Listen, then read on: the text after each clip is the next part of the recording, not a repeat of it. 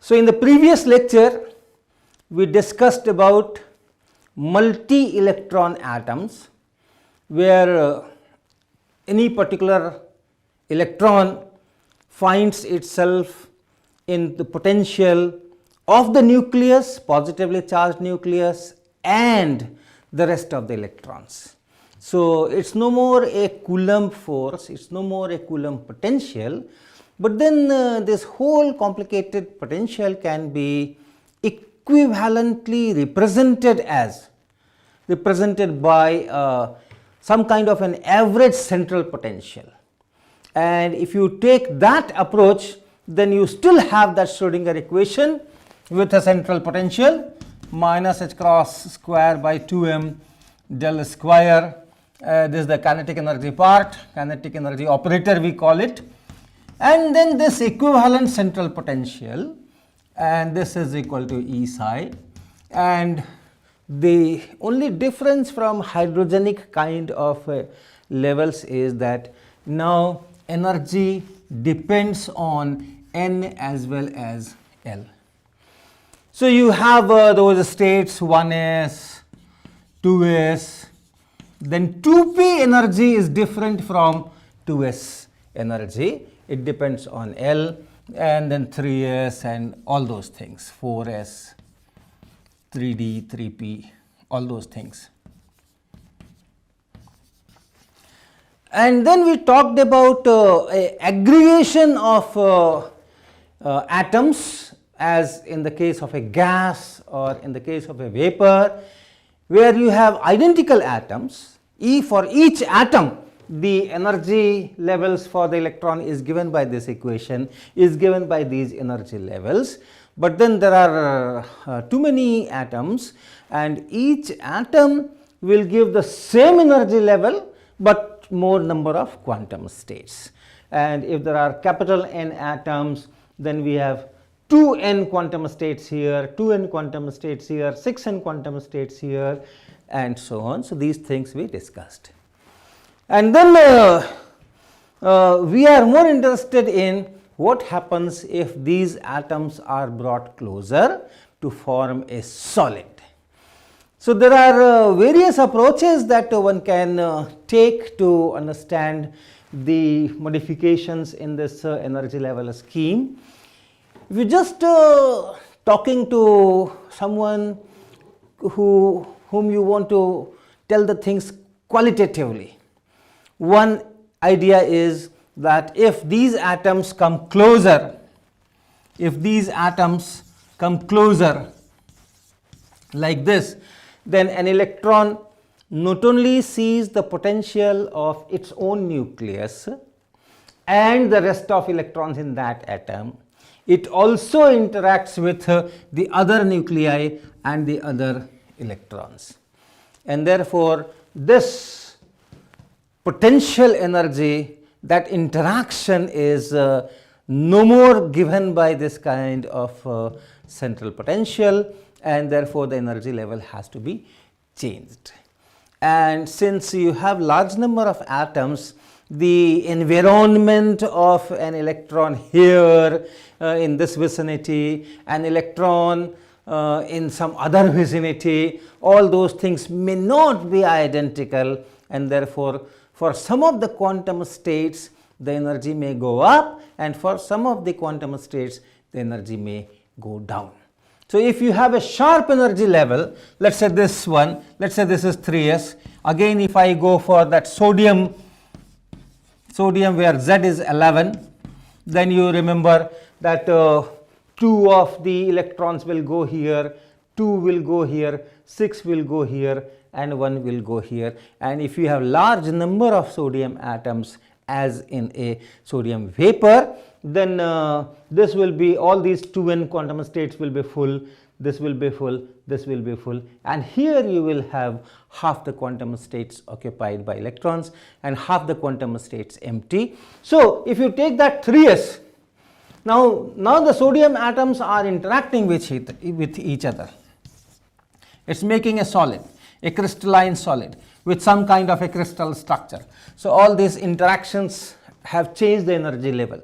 So, all those 2n quantum states which were here, for some of them energy is going up, for some of them energy is going down, and therefore, so these 2n quantum states will have now these energies, different energies. And this whole energy difference here or energy range here can still be in electron volts.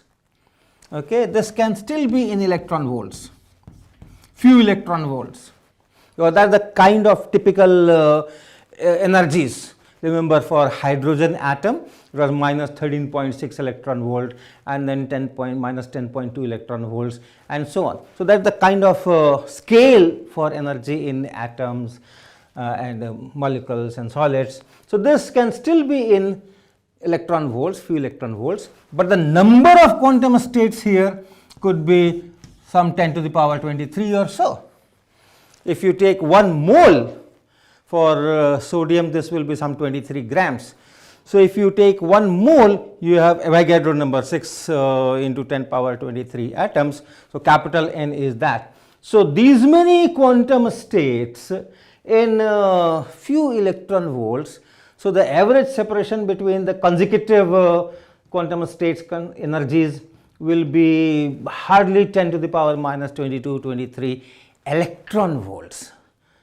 10 power minus 22 electron volts, and therefore this will just appear as a continuous band of energies. So all energies in this is there somewhere here or here or here, because that gap is so small, 10 power minus 22 minus 23 eV. So the sharp energy levels are split in bands. Okay. Similarly, you have 2p, so 2p will give you another band here, 2s will give you another band here, and so on. Obviously, if you look for that inner electrons, core electrons, then they are much less interacting with the neighbors because they are inside, and therefore these bands will be much more narrow. 1s, 2s, maybe this splitting and this spread is very small, negligible. You can still consider these to be almost sharp energy levels, but the outer ones, they will certainly do a lot of spreading. If you look at this 3p, this 3p is also there, so this 3p will also spread, although there is no electron here. Normally there is no electron here in 3p for sodium, but then the energy levels are there, the quantum states are there, and because of this interaction, because of this change in potential energy, this will also spread out. So this is one way qualitative understanding. You can go little ahead to be more sophisticated, and you can come through that chemistry point of view, how molecules are formed, how hydrogen molecule is formed. Two atoms coming close to each other, what happens to the energy levels? So one can start with molecules, the two atoms coming close to, and then generalize it to capital N atoms coming close to each other.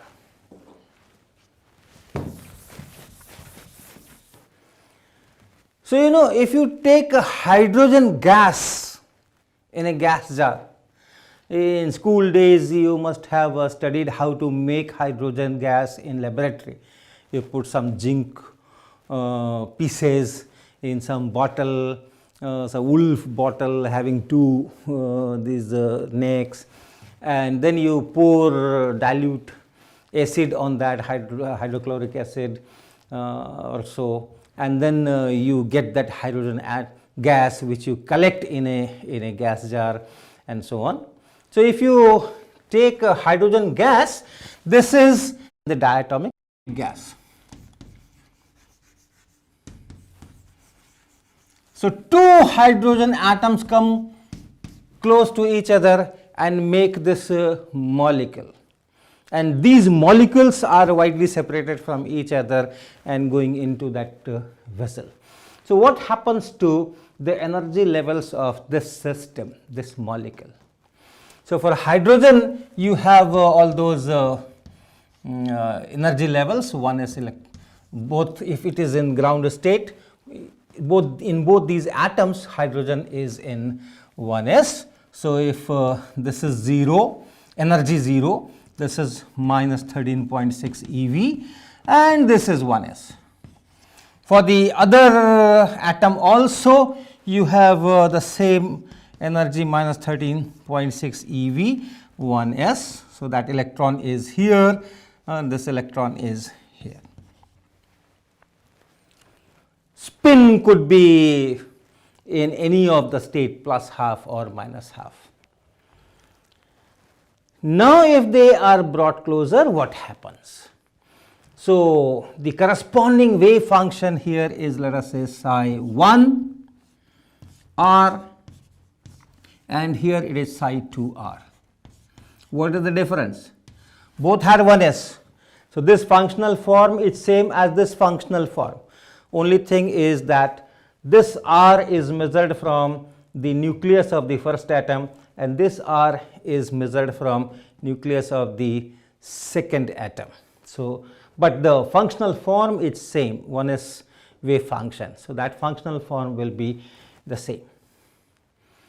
Now when they come close and two hydrogen atoms they form a single system, how do I write energy of this? So there are mathematical procedures to solve the Schrodinger equation in this particular case, and exact solution could be very, very difficult, but then there are methods to get almost very nice results, and one is called what is LCAO. This is known as linear combination of atomic orbital.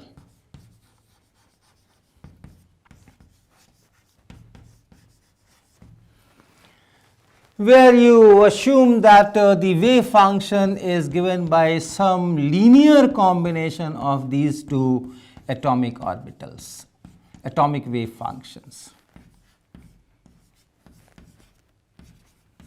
So you have a wave function here, you have a wave function here, refer to one origin, refer to other origin.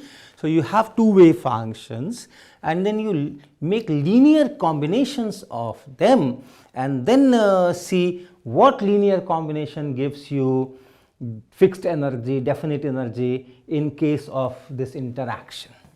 So now this interaction is different, potential energy is different, slightly different from the earlier one. So use this wave function and then use Schrodinger equation and then do the mathematics to get what is this C1, what is this C2. And people find that if you do all these things, if the original energy is this E naught, original energy is E naught for each atom minus 13.6 eV, you get for this interaction two possible energies, E naught plus delta and E naught minus delta. And for this one you have one kind of combination, which sometimes people say sigma star or so. So okay, how do I write? So this is one kind of combination, let me call it A, and this, for this you have another kind of combination, let me call it B.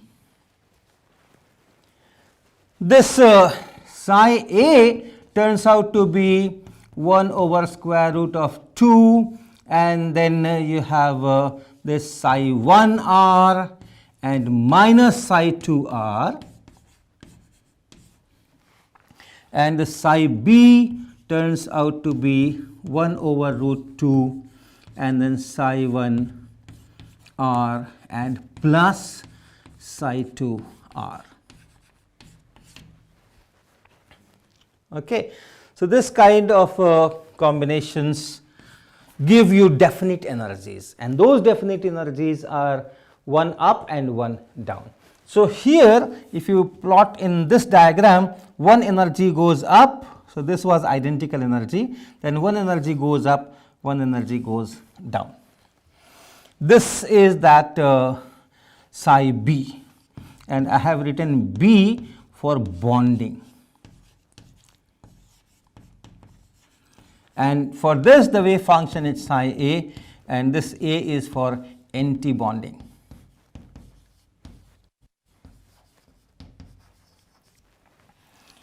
You still have 4 quantum states. You had 4 quantum states.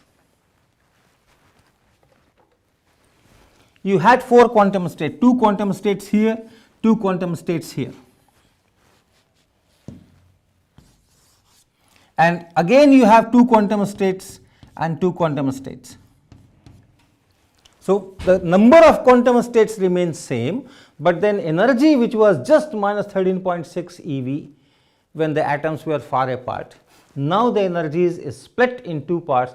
One is this anti-bonding where the energy has gone up, and one this bonding where the energy has gone down. And therefore, in ground state, to minimize the energy, both these electrons will be in this state. Okay, both the electrons will be in this state. One spin down, one spin up. That means plus half and minus half, so that the Pauli exclusion principle is respected, and these two are empty. Okay, this is called bonding because these are the electrons which keep this molecule bound. The wave function is symmetric.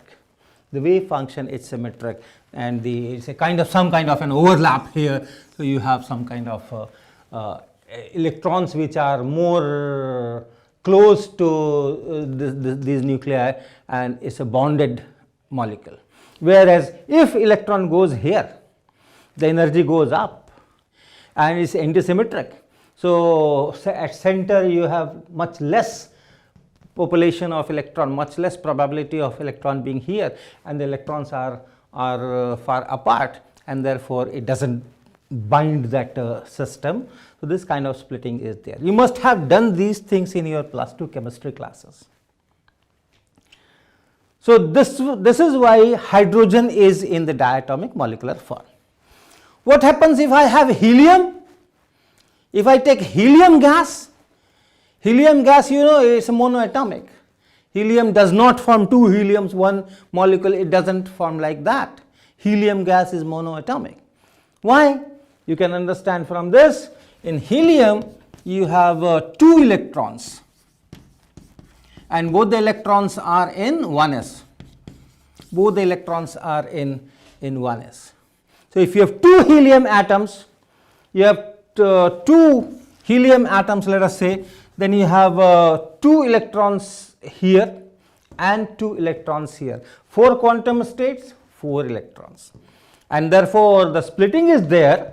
If you solve the Schrodinger equation, you will still get this splitting, but then all those 4 quantum states will be occupied by the 4 electrons. So 2 electrons will be here, 2 electrons will be there. No gain in overall energy.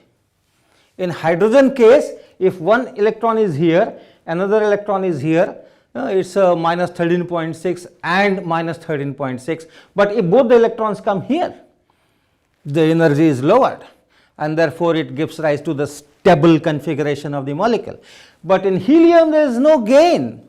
There is no gain here, and therefore these atomic orbitals are equally good, and therefore it doesn't go for this bonding. It's not diatomic. So these kind of things are there. Now extend this concept. If 2 atoms come close to each other, because of this interaction, they are identical atoms, but because of this interaction, the energy levels are split in 2 parts. And similarly, if 10 to the power 23 atoms come close to each other,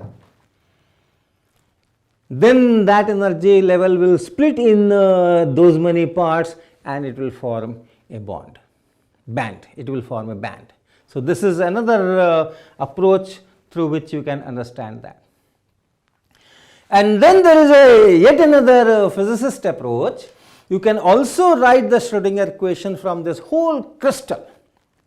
So, you have an electron, and that electron finds itself in the potential of all those atoms, all those nuclei which are sitting there together with their core electrons. So, ions are there, rest of the electrons are there, and so on. And since crystal is a periodic structure, in crystal the atoms are arranged in some very well regular patterns. So, this potential energy function for an electron is also a periodic potential, and if you have periodic potential and then you have a wave function, you want to solve the Schrodinger equation in that periodic potential, then you do get some wave functions which are also periodic with the period related to the period of that potential. And if you do that algebra, then also you get the similar result, that depending on the momentum, depending on what value of momentum is there or wavelength is there in that wave function, you will have energies. So, energies are related to the momentum, and then there are certain energy values where you do not have any allowed quantum state, any allowed energy level, and then you have continuous variation of energies for different cases. So, for any given momentum, you have a continuous energy band, and then maybe some gaps are there, again you may have some energy bands, and so on. So, whichever way you go, you end up with the result that if the atoms are brought closer to each other, so that the electrons start feeling the presence of other atoms, other electrons, electrons of other atoms, other nuclei, then these sharp energy levels are split into energy bands. And how much will be the splitting, etc., for how much will be the splitting for 2s, how much will be the splitting for 2p, how much will be the splitting for 3s, all those details will be different for different atoms, different kinds of atoms. Z value will determine all those things. So, the diagram which we drew for energies is now modified.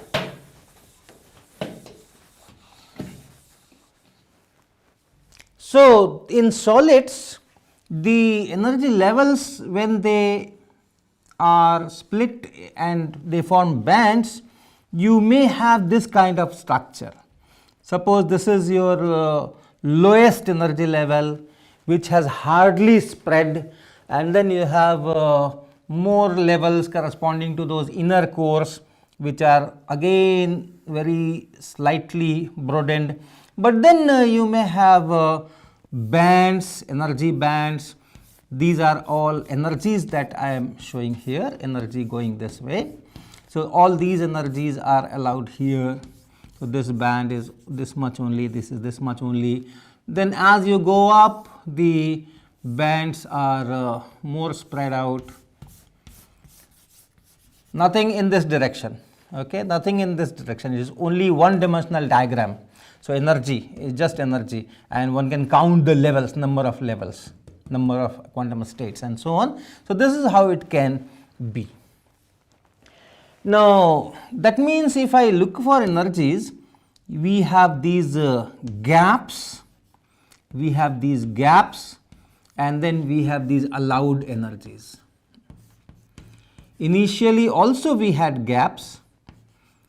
Initially when the atoms were far apart, then also we had sharp energy levels, and all these were gaps, So, either this energy is allowed, or this energy is allowed, or this energy is allowed, or this energy is allowed, and so on. But now the gaps are still there, but then this allowed thing, which was a sharp level here, is now a range.